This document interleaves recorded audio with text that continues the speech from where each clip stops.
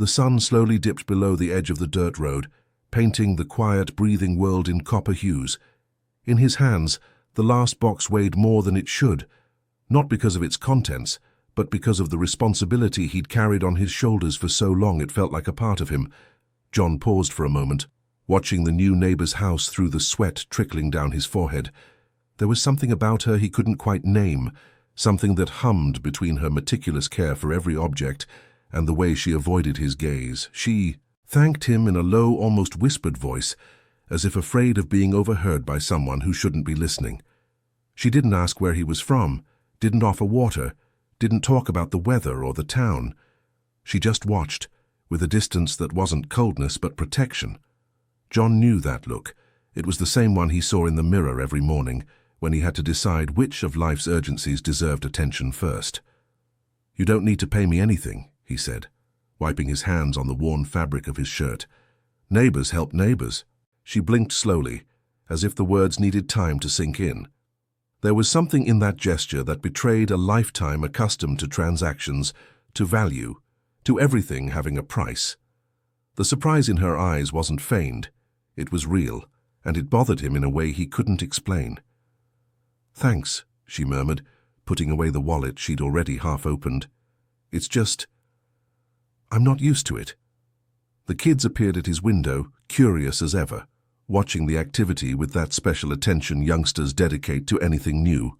Sarah, the older one, waved shyly. Alex, still clinging to his sister, just watched with wide eyes. John felt a pang in his chest.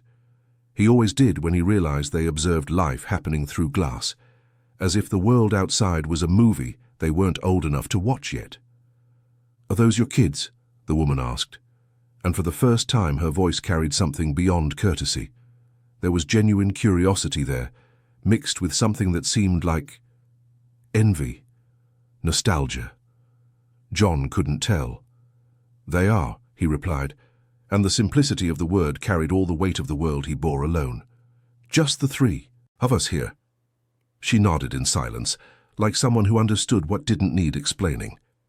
There was a knowingness in that gesture, the comprehension of someone who also knew what it was like to carry responsibilities too great for one person alone.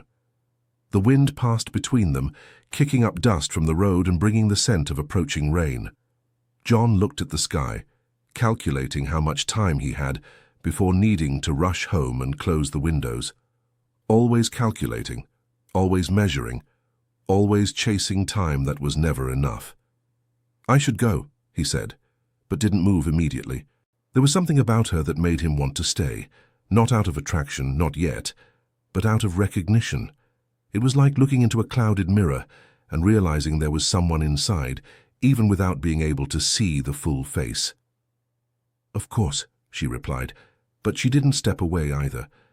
They stood there in a strange pause, like two people who had just realized they had something in common without knowing exactly what it was. When John finally walked toward his house, he felt her gaze on his back. He didn't turn to confirm. He knew the feeling of being watched well, of having someone trying to decipher who you were through your gestures, your silences, the way you carried life's invisible burden. The kids ran to meet him at the door, as they always did. Sarah with her questions about the new neighbor, Alex with his hugs that squeezed too tight, as if trying to ensure his dad wouldn't disappear like their mom had. John hugged them back, smelling their hair, feeling the small warmth of the bodies that depended on him for everything. "She looks sad," Sarah said with that unsettling perception children sometimes have. "Everyone's a little sad sometimes," John replied, carrying Alex in his arms and closing the door behind them. But as he prepared their simple meal, using what was left from the week's grocery run, he couldn't stop thinking about the woman's gaze. There was something there that bothered him and reassured him at the same time. It was like finding someone who spoke the same secret language of loneliness, someone who knew the weight of things that couldn't be shared with anyone. Night slowly fell over the small house, bringing familiar sounds, the kids quietly bickering, over which show to watch on the old TV, the sound of his neighbor coming home from work, the crickets beginning their nightly concert. John stood at the kitchen window, washing dishes and watching her house through the curtain. A light was on, but the windows were all closed as if she were hiding from the world outside, or perhaps from the world within. Before bed, after checking that the kids were well covered, the early morning chill always arrived by surprise, John spent some time on the porch, watching the stars that insisted on shining despite the light pollution from the nearby town. It was his moment of silence, the only instant of the day when he could stop calculating, planning, worrying. The light in her house was still on. John wondered if she, too, had trouble sleeping, if she also lay awake in the dark thinking about the choices she'd made and those she still needed to make, if she also felt the weight of carrying secrets too great for one person alone. The night wind brought the smell of rain, which finally began to fall, first slowly, then with more force. John went inside, closed the windows, and lay down on his small bed, listening to the sound of water drumming on the tin roof. It was a sound that always calmed him, that always reminded him that some things in life still worked as they should. The rain fell when plants needed it. The sun rose every morning. Children grew even when the world seemed uncertain. But that night, sleep took longer to arrive, and when it finally came, it brought with it the confused dream of someone walking in the rain, someone whose face he couldn't see, but who was walking toward, something that seemed important and dangerous at the same time. Morning arrived with that golden light that makes everything seem cleaner, more possible. John woke to the sound of the kids already up, Sarah trying to make breakfast, Alex complaining he wanted cookies instead of his usual breakfast cereal. It was always like this. The day began before he was ready to begin, but the routine carried him forward, like a current that knew the way better than he did. As he finished getting dressed, he heard a soft knock at the door. It wasn't like the usual neighbors, not old Mr. Henderson urgently asking for a cup of sugar, nor Mrs. Davies hurrying over with the latest neighborhood gossip. It was a hesitant knock, almost shy. When he opened the door, she stood there with a dish covered by a clean cloth. Her hair was different, not exactly styled, but it didn't look like she'd barely slept anymore. There was a meticulousness in her gestures that contrasted with the simplicity of what she carried. "Good morning," she said, and her voice sounded less guarded than the afternoon before. "I baked a cake last night. I thought maybe the kids would like it." John looked at the dish, then at her face. There was something in that gesture that touched him in an unexpected way. It wasn't just kindness. It was the kind of attention someone gives when they need to imbue small moments with meaning, when they need to forge connections even if they're unsure if they're welcome. "You shouldn't have gone to all that trouble," he said, but extended his hands to take the dish. The cloth was neatly ironed, smelled of expensive fabric softener, and this created a small dissonance he couldn't ignore. "It was no trouble," she replied, and for the first time she smiled, a small but real smile. "I enjoy baking. It's been a while since I had a reason to make a cake." The kids appeared behind him, curious about the morning visitor. Sarah, always braver, approached and stood on tiptoes to see what was under the cloth. "Is it chocolate cake?" she asked with shining eyes. "Orange," the woman replied, crouching to Sarah's height. "Do you like orange?" Sarah nodded enthusiastically, and Alex, still shy, hid behind his dad's leg, but craned his neck to get a better look at the woman who had brought cake for breakfast. "What's your name?" Sarah asked with that frankness only children possess. The woman hesitated for an instant, so quickly that someone less observant wouldn't have noticed. "Eleanor," she finally said. "And you?" "Sarah. And this is Alex. And this is my dad, John." Eleanor looked at John and nodded, as if committing the name to memory. "Nice to meet you, John." There was something in the way she said his name that made him realize she wasn't used to simple conversations, to casual introductions. Every word seemed thought out, measured, as if she were translating thoughts from one language to another before speaking. "Want to come in for coffee?" John asked, and only then realized he'd spoken without thinking. He wasn't in the habit of inviting strangers in. The house was small, the kids were his priority, and there was always that natural caution of a single parent. Eleanor seemed surprised by the invitation, but didn't refuse. "If it's no trouble." "It's not trouble," Sarah said before John could reply. "We never have breakfast visitors." They settled at the small kitchen table. John served coffee in mismatched mugs, a relic from when he'd had a complete set, before life started breaking things one by one. Eleanor held her mug with both hands, as if absorbing the warmth through the porcelain. The cake was perfect. Not just delicious, it was perfect in a way that revealed skill, time, ingredients that didn't come from a corner store. John noticed but didn't comment. The children ate with that pure pleasure only they knew how to show, and Eleanor watched with a look that mixed joy and melancholy. "It's been a long time since I've seen kids eat cake," she said, almost whispering. "Do you have kids?" Sarah asked, oblivious to the tension the question created in the air. Eleanor took a moment to reply. When she spoke, her voice carried a weight that made John look at her more intently. "No, I never did." There was truth in that answer, but there was also something more, something she wasn't saying, something that made her hands grip the mug tighter. John recognized that kind of silence. It was the same one he used when someone asked about the children's mother. The conversation flowed slowly after that. Eleanor asked about the children's school, about the area, about simple things neighbors usually ask. But John noticed she didn't talk about herself, didn't mention where she'd come from, what she did, why she'd chosen that place to live. When she stood to leave, she said, "If you need anything, I'm right next door." "Thanks for the cake," John said, "and for the company."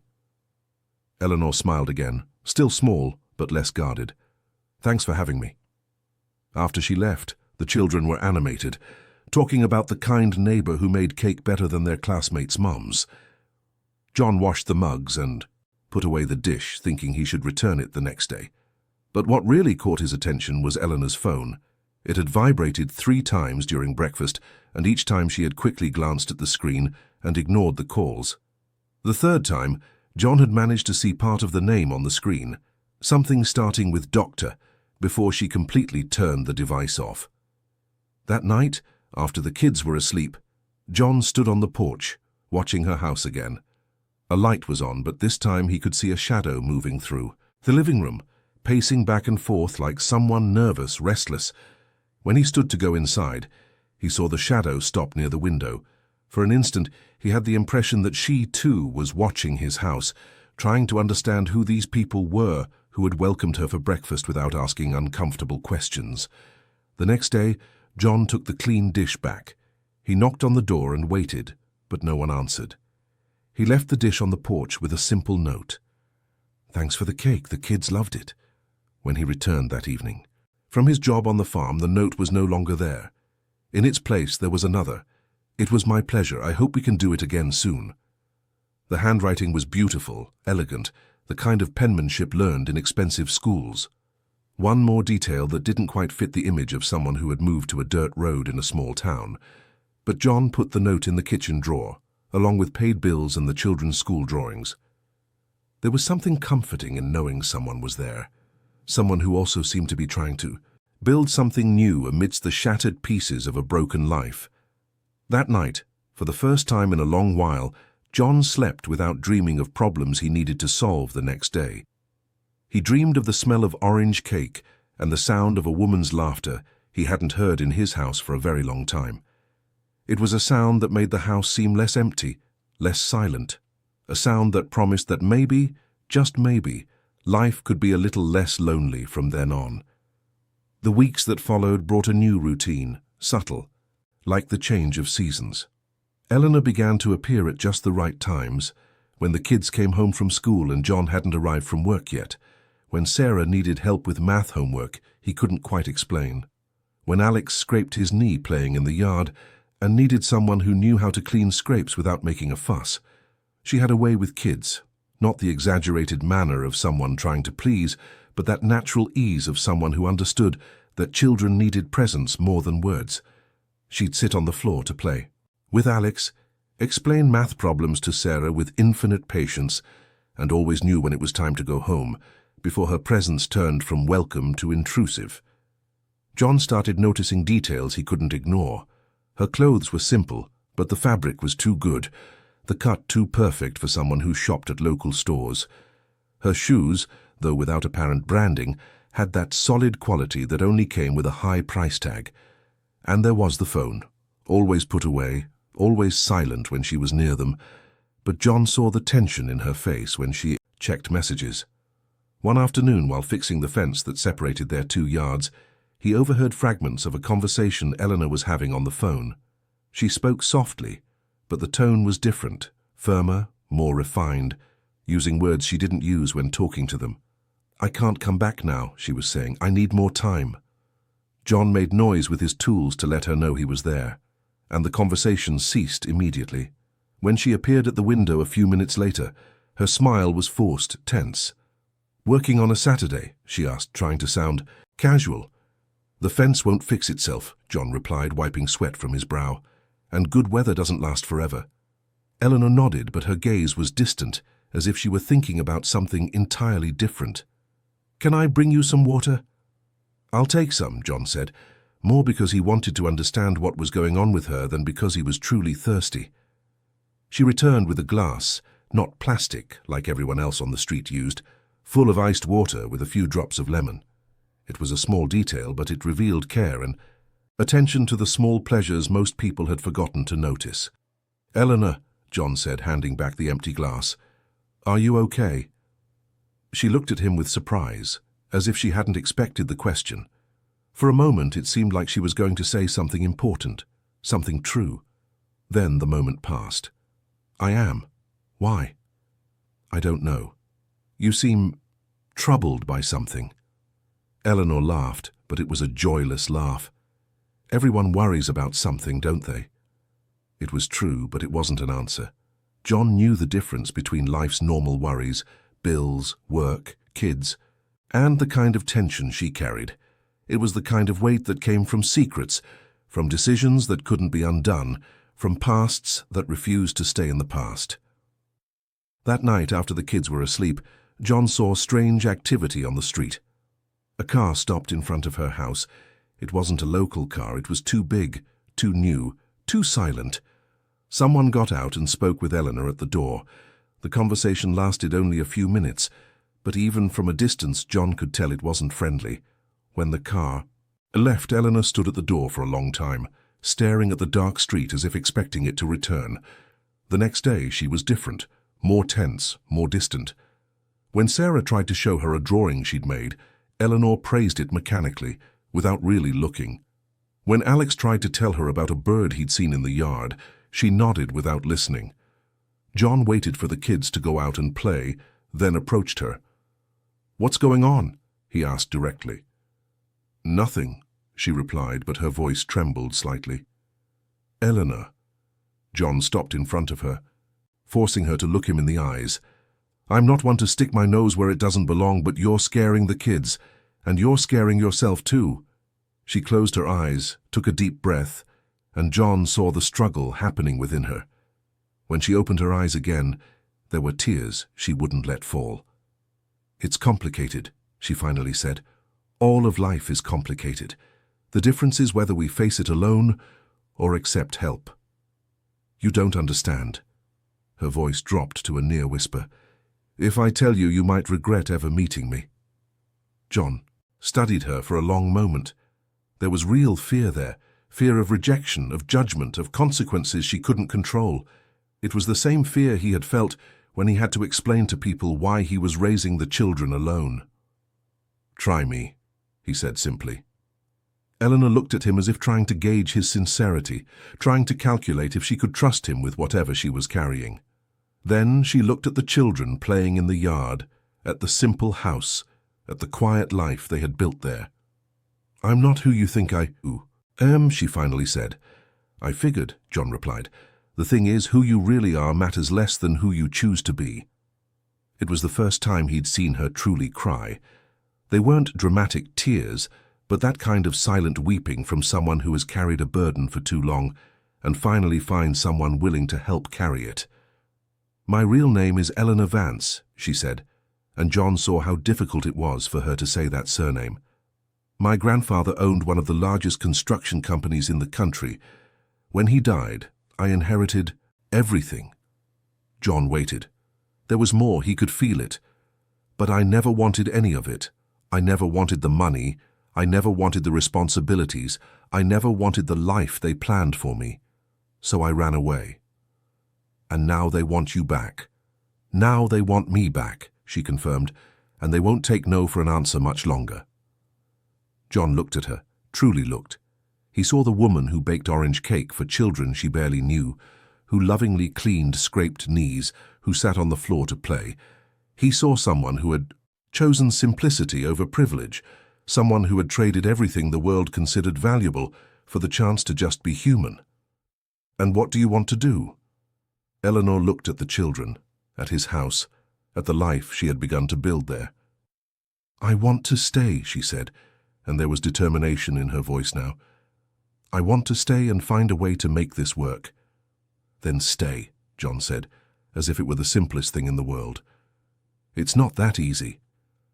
Maybe not, but it's not impossible either. They stood there watching the children play, each lost in their own thoughts.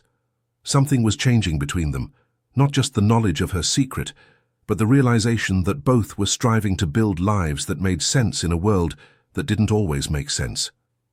John, Eleanor said after a long silence, thank you. For what? For not running away. John smiled, the first true smile she'd seen from him. Eleanor, I have 2 kids to raise on my own, a house falling apart, and more dreams than money. Do you really think I'm going to run because you have inheritance problems? And for the first time since she'd arrived there, Eleanor truly laughed. It was a sound that made the children stop playing and look at them, smiling too without knowing why. It was the sound of someone who had finally found a place where she could simply be herself, without fear and without masks. The days that followed Eleanor's confession brought an unexpected lightness.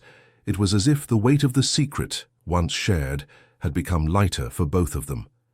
She began to participate more in the house's routine, not as an intruder but as someone who naturally found her place in the small moments that make up a family. She'd arrive in the mornings for coffee with them, pick Alex up from school when John was working late, help Sarah with tough homework. But most importantly was her presence during dinners. John didn't know exactly when he'd started setting an extra place at the table, but Eleanor was always there, listening to the kids' stories of the day, telling her own stories, carefully edited versions of a life she was learning to leave behind. Tell us about when you were little, Sarah asked one of those nights, as they finished eating the stew Eleanor had taught John to make. Eleanor hesitated, as she always did when the past was mentioned, but this time, instead of changing the subject, she smiled. When I was your age, I lived in a very big house, she began, and John realized she had found a way to tell the truth without telling everything. So big, I sometimes got lost trying to find the kitchen. Why did you leave there? Alex asked, with that direct curiosity children have. Because I discovered that big houses are sometimes very empty, Eleanor replied, looking at the small kitchen with its misaligned cabinets and a table that barely fit 4 people. And small houses are sometimes very full. John understood. It wasn't about physical space. It was about human warmth, about conversations during dinner, about someone asking how your day was, and genuinely wanting to hear the answer. But the peace didn't last long.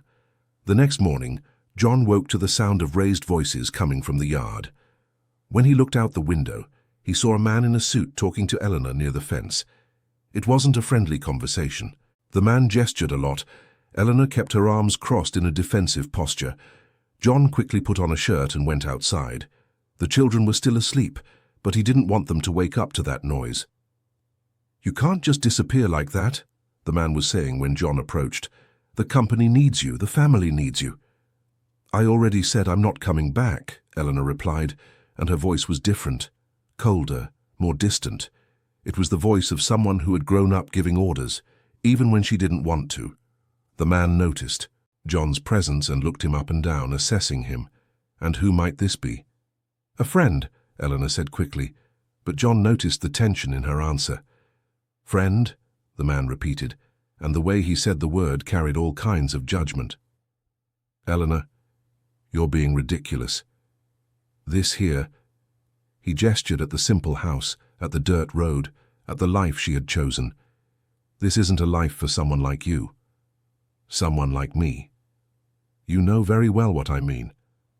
John felt anger rising within him, but he controlled himself. It wasn't his fight, at least. Not yet.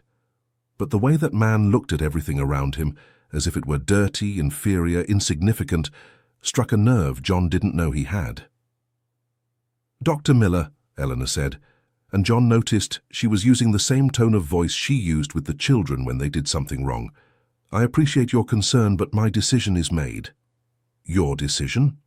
The man laughed, but it was a humorless laugh. "Eleanor, you inherited a company that employs 5,000 people. You have responsibilities that can't simply be ignored because you decided to play at a simple life." "I'm not playing at anything." "No. Then what is this?" He pointed again at John's house. "You're hiding here, pretending to be someone you're not, playing house with people who don't even know who you really are." That's when John lost his patience. "Excuse me," he said, stepping closer. "I don't know who you are, but Eleanor is my neighbor, and you're being disrespectful on my street." Dr. Miller looked at him as if he were an inconvenient insect. "And who do you think you are to get involved in this?"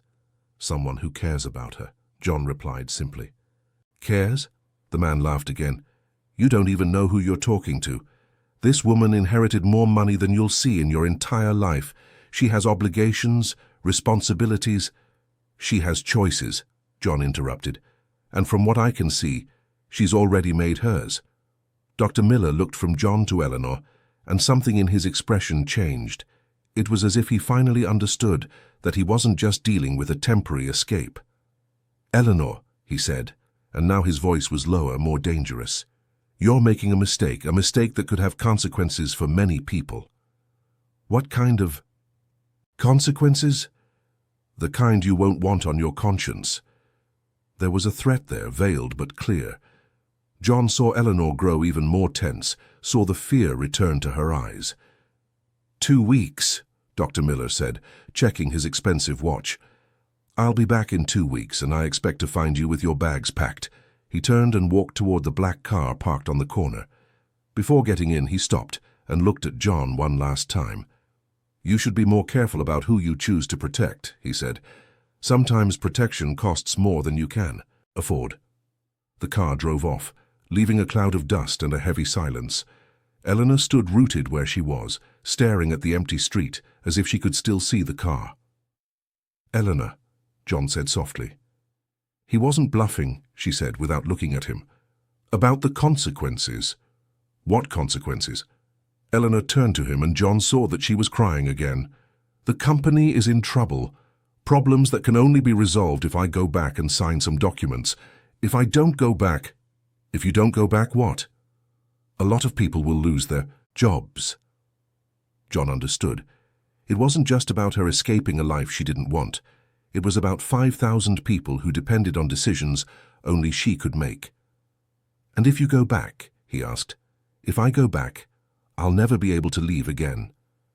They stood there in the silent yard, each understanding the magnitude of what she was facing. It wasn't simply a matter of choosing between wealth and simplicity. It was choosing between her own freedom and the well-being of thousands of people. "John," Eleanor finally said, "maybe he's right. Maybe I'm being selfish." "Or maybe you're being human," John replied. "Maybe you have the right to want a life that makes sense to you." "What if that life costs too much for other people?" John didn't have an answer for that. It was the kind of dilemma that had no easy solution, no clear right or wrong answer. What he knew was that the children were waking up, that he'd soon need to make breakfast, that life would continue regardless of the decisions Eleanor needed to make. But he also knew he couldn't simply pretend that conversation hadn't happened. 2 weeks, Eleanor said, more to herself than to him. 2 weeks, John confirmed. Enough time to find a third option. Eleanor looked at him with surprise. "A third option?" "There's always a third option," John said, though he didn't know what it was. "You just need to be brave enough to look for it." The children appeared at the door, still in their pajamas, asking about the noise. John and Eleanor exchanged glances, and in a silent agreement decided that wasn't a conversation to be shared with them. "Just a neighbor who got lost," John said, "ready for breakfast." But as they prepared breakfast, both knew something had changed. The time of peace was over, and now they had 2 weeks to find out if it was possible to build a new life without destroying others in the process. The next 2 weeks passed like a silent countdown. Outwardly, the routine continued. Breakfasts together, Eleanor picking Alex up from school, family dinners. But there was a tension in the air, like the electricity preceding a storm. John noticed Eleanor started staying up later at night. From his porch, he could see the light in her room on until the early hours. Sometimes, he saw her silhouette passing by the window, pacing back and forth, like someone trying to solve an impossible puzzle. One night, after the children were asleep, he knocked on her door. "Can't sleep either?" she asked when she opened the door, and John saw the dark circles she'd been trying to hide with makeup. "I was thinking," he said. "Can I come in? I want to talk about something." Her house was small like his, but arranged with a care that revealed time and attention to detail. There were fresh flowers on the kitchen table, books organized by size. On the makeshift bookshelf, pillows that matched the curtains. It was the home of someone trying to create a sanctuary, even knowing it might be temporary. "Did you look into the company?" John asked, sitting on the small sofa. "I did," Eleanor confirmed, settling into the armchair opposite him. "It's worse than I thought. It's not just the 5,000 direct jobs. It's the families, the suppliers, the smaller businesses that depend on their contracts. If the company goes under, it won't go under. John, you don't understand. The problems are too big, and I don't have the experience." Eleanor. John leaned forward, forcing her to look at him. "You have a Harvard MBA. She blinked, surprised. "How do you know that?" "I looked it up too. It wasn't hard to find information about Eleanor Vance online." Eleanor lowered her eyes, embarrassed. "So you know I never wanted to use that degree for anything." "I know, but I also know you have it, and I know you're smart enough to understand that running away isn't the only option." "What are you suggesting?" John took a deep breath. It was a crazy idea, but he'd spent the last few nights thinking, calculating, trying to find a way to make it work. What if you went back, sorted out the most urgent problems, and then found a way to change things? What kind of change? I don't know. Maybe transfer management to people who truly understand the business. Maybe transform the company into something different. Maybe find a way to make it work without you needing to be there every day. Eleanor looked at him as if he were suggesting she fly to the moon. "John, you don't understand how these things work. It's not that simple." "Maybe not, but it's not impossible either." John stood up and walked to the window overlooking the street. "Eleanor, you've spent your whole life running from responsibility. What if instead of running, you transformed it into something that made sense to you?" "What do you mean? You told me you never wanted the money, never wanted the power. But what if you could use those things to make a difference in the lives of people like us?" Eleanor was silent for a long moment, processing his words. "Are you serious?" "Completely serious." John turned to her. "You have resources most people only dream of, and you have the heart to use those resources the right way. Why not try?" "Because I don't know how." "Then learn." The simplicity of the answer left her speechless. John saw the moment the idea truly reached her, the moment she began to consider the possibility that maybe she didn't have to choose between being Eleanor Vance or being the woman who baked orange cake for the neighborhood children. "What if it doesn't work out?" she finally asked. "What if it does?" They spent the rest of the night talking about possibilities. John didn't understand businesses, but he understood people, and Eleanor, despite all her fears, understood business more than she admitted to herself. When the sun began to rise, they had the outline of a plan. It was risky, uncertain, and depended on many things going right at the same time. But it was a plan. "John," Eleanor said when he stood to leave, "why are you doing this? Why do you care?" John paused at the door and looked at her. There were so many answers he could give. Because the children liked her, because she made the house seem less empty, because it had been a long time since he felt there was someone he could share life's problems with. But the answer that came out was simpler and truer than all of them.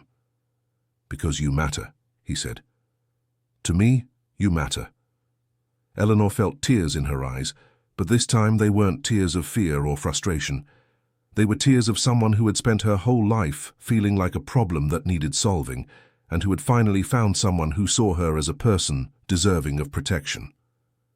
"Thank you," she whispered. "You're welcome." In the days that followed, Eleanor started making calls, not to run or hide, but to understand. She spoke with lawyers who didn't know her whereabouts, with consultants who had worked with her grandfather, with people who understood the business and could help her navigate the complicated waters of a company in crisis. John listened to her talking, using technical vocabulary he didn't fully understand, but which revealed an intelligence and competence she had spent years trying to hide. "You're impressive," he said one of those nights, after she finished a video conference with lawyers from New York City. "Am I?" she asked, genuinely surprised. "Eleanor, you just spent 2 hours negotiating contracts that could save thousands of jobs, using your phone at the kitchen table of a rented house in a town that isn't even on the map. If that's not impressive, I don't know what is." Eleanor smiled, the true smile he had learned to recognize. "You know what's even more impressive," she said.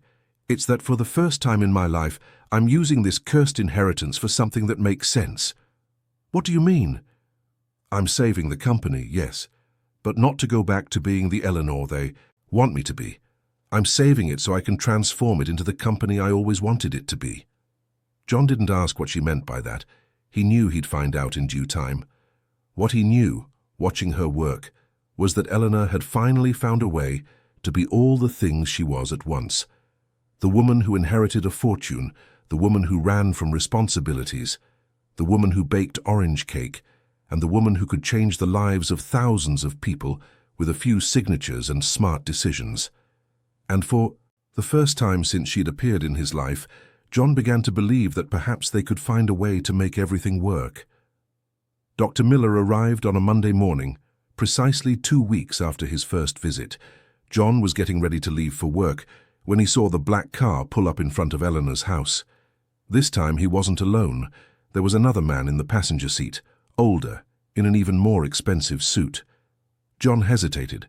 The children were already at school. He needed to work, and he had promised himself he wouldn't get involved in Eleanor's problems more than she allowed. But something about the two men's demeanor made him change his mind.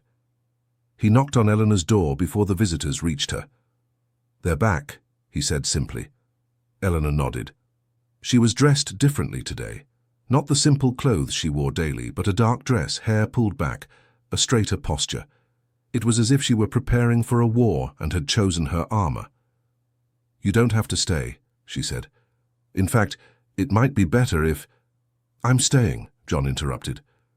They opened the door together when the knocks came. Dr. Miller stood there with his professional smile, but the man beside him radiated an authority that was almost physical. "Eleanor," Dr. Miller said, "this is Arthur Vance, your cousin. He came all the way from New York City specially to talk." Her cousin extended a hand to Eleanor, but she didn't return the greeting. "Arthur," she said, and her voice was controlled, cold. "I didn't know you were involved in this. Someone needs to think about the family, since you clearly aren't." The conversation began civilly, but the tension was palpable. They sat in the small living room, the two men on the sofa, Eleanor in the armchair, John leaning against the wall near the window.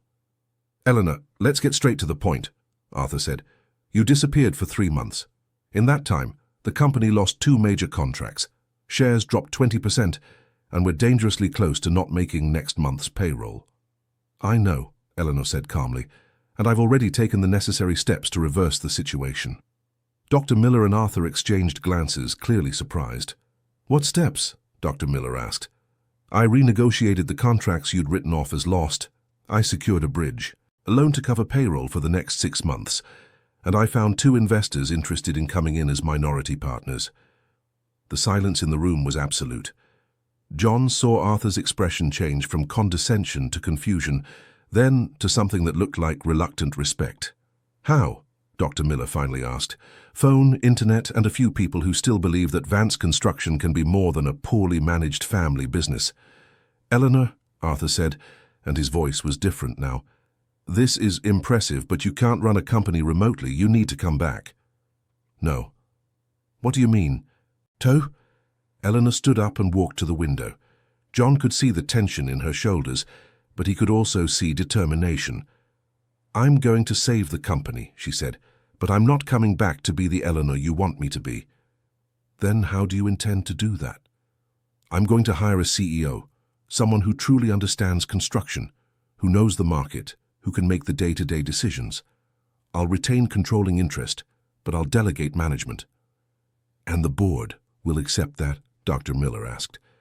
"The board will accept what I decide, or have." "You've forgotten that I own 60% of the shares." Arthur stood up as well, clearly irritated. "Eleanor, you're being ridiculous. You can't just play at being a businesswoman and then disappear when you get tired." "I'm not playing at anything." "No? Then what do you call this?"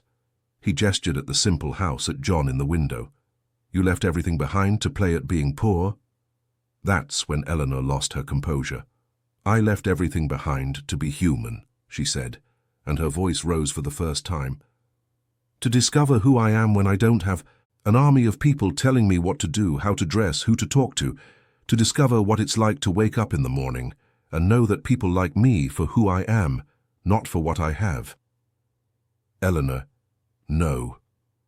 She raised her hand to silence him. "You want me to save the company? I will save it. You want me to take my responsibilities? I will take them. But I will do it my way, on my terms." "And what are your terms?" Dr. Miller asked. Eleanor looked at John, and he nodded almost imperceptibly. "First, I hire a competent CEO and give him full autonomy to manage daily operations.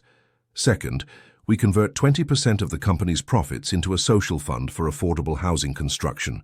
Third, I participate in board meetings via video conference, but I'm not moving back to New York City." "That's impossible," Arthur said immediately. "Why?"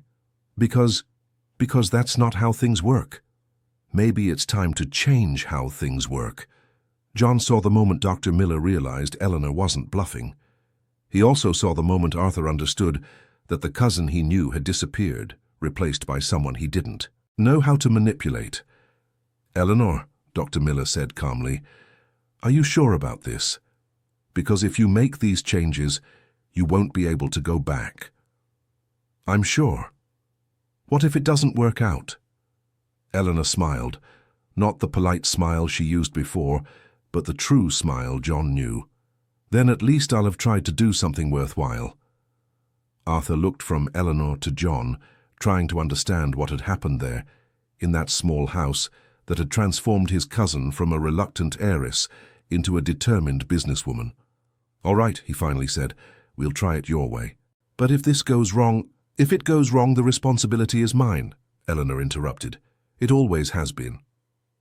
After the two men left, clearly confused but seemingly convinced, Eleanor and John were left alone in the living room, which still seemed to vibrate with the tension of the conversation. "Are you sure about this?" John asked. "For the first time in my life, I'm sure of something," Eleanor replied. "And what if it goes wrong?" Eleanor smiled and repeated the words he had said to her weeks ago. "What if it goes right?" John pulled her into a hug, the first real hug they had shared. It was a hug that said many things: pride, relief, fear, hope, and something more that neither of them was ready to name yet. "The kids are going to be so proud of you," he said into her ear. "And you?" Eleanor asked. "Are you proud of me?" John pulled back enough to look her in the eyes. "Eleanor, I've always been proud of you. From the first day, when you helped with the move, without expecting anything in return. Today, you just showed them who you've always been." Was true. The Eleanor who had faced Arthur and Dr. Miller was the same one who baked orange cake, who cleaned scraped knees, who sat on the floor to play with children. The difference was that now she knew she could be all these things at once. That night, the children noticed something had changed. Eleanor was lighter, more present, like someone who had finally stopped carrying a burden that wasn't hers to bear. "Are you going to stay here forever?" Alex asked during dinner. Eleanor looked at John, then at the children, then at the house that had become her home. "Forever is a long time," she said, "but I'll stay as long as you want me to." "Forever, then," Sarah said, with the absolute certainty of children. And for the first time in her life, Eleanor understood what it meant to have a home that had nothing to do with an address or the size of the house, and everything to do with the people sitting at the table with you at the end of the day. 6 months later, the house looked the same on the outside, but inside it had changed in ways only those who paid attention could perceive. There were new photos on the walls, not just the children and John, but Eleanor too, captured in the simple moments that now made up her life. The kitchen table had been replaced with a larger one, comfortably seating 4 people. And there was an extra bedroom being built in the back, a project John worked on in his free time with Eleanor's help, who had discovered she knew how to use a power drill better than she imagined. The company was running. The CEO Eleanor had hired, a man named Robert, who had worked for years in the construction industry before getting his MBA, was managing not only to stabilize the situation, but to improve the numbers monthly. The social fund had already approved 3 affordable housing projects, and Eleanor participated in board meetings every Thursday morning from her kitchen table, wearing a nice blouse on top and sweatpants on the bottom. "How was the meeting?" John asked when she closed her laptop one of those Thursdays. "Arthur still doesn't understand why I'm not moving back to New York City," Eleanor said, putting away her papers. "But the numbers speak for themselves." "And you? Do you miss anything?" Eleanor looked out the kitchen window where she could see Alex playing in the yard with a new toy car, not fancy, just new, the kind you buy at a regular toy store that breaks in a week, but that makes a 4-year-old absolutely happy for a few days. "I do miss some things," she said honestly. "I miss being able to buy anything I wanted without a second thought. I miss not having to worry about bills. I miss my bathtub." John laughed. "Your bathtub?" It was a huge marble tub. It could easily fit 2 people. "And what else?" Eleanor thought for a moment. "Nothing else," she finally said. "Everything else I thought I'd miss. I realized they were things I thought I should want, but never truly desired." It was a Saturday afternoon when Sarah came running from school with a crumpled sheet of paper in her hand. "Eleanor, Eleanor, look what the teacher sent." It was an invitation to the Mother's Day event at school. Eleanor looked at the paper, then at Sarah, then at John, who was watching the scene with a smile she couldn't interpret. "Sarah," Eleanor said carefully, "I'm not your mom." "I know," Sarah said, as if it were obvious.